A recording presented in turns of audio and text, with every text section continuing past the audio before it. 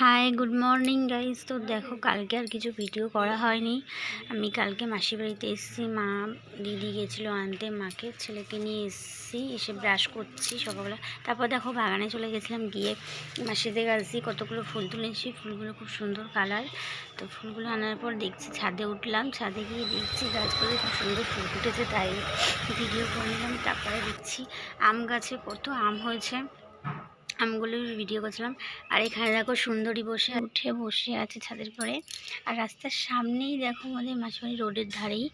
তারপরে ঘরে এলাম, দেখছি দিদি চা করে নিয়ে এসছে, চা আর ডিম টোস্ট, রুটি নিয়ে এসে দেখছি পুকুর থেকে মাছ ধরে নিয়ে এসছে অনেকগুলো, এখনও দেখো জ্যান্ত আছে মাছগুলো। এগুলো দেখো কালুকে বেঁধে রেখে দিয়েছে, কেননা সকাল থেকে ভীষণ দুষ্টুমি করছে ওর জন্য। আর কালকে এসে রাত্রিবেলায় তো আর এখানে মেনলি এসেছি বাসন্তী পুজোর জন্য, তো কালকে খুব শরীরটা খারাপ লাগছিলো, তাই জন্য আর ঠাকুর দেখতে বেরোনো হয়নি। আজকে দেখি রাত্রিবেলায় যাব, সেটা তোমাদের সঙ্গে শেয়ার করব।